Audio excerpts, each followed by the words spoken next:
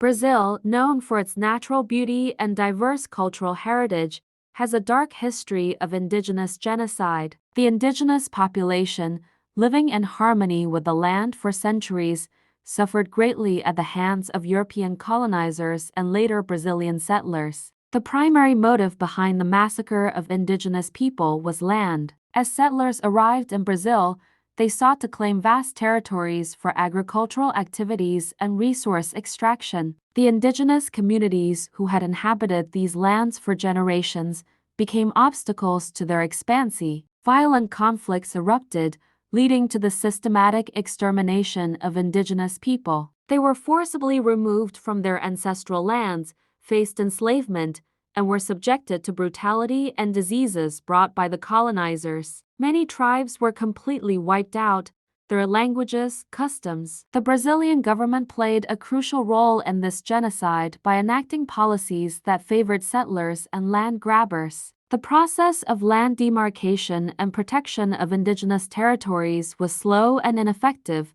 leaving them vulnerable to invasions and deforestation. Even today, indigenous people in Brazil continue to face threats to their existence. Illegal land invasions, mining projects, and agribusiness encroachments have led to violence and displacement of indigenous communities. Land grabbers, driven by economic interests, resort to deadly means to silence. The consequences of this massacre are not only environmental but also cultural. Indigenous tribes hold a deep understanding of sustainable practices, biodiversity, and conservation, which has been lost due to the destruction of their ancestral lands, their cultural heritage, languages, and tradition. Addressing this issue requires not only legal measures but also raising awareness and fostering respect for indigenous rights. The recognition of indigenous land rights, the promotion of sustainable development that includes indigenous communities, and the enforcement of legislation protecting their territories are crucial steps towards justice and preservation.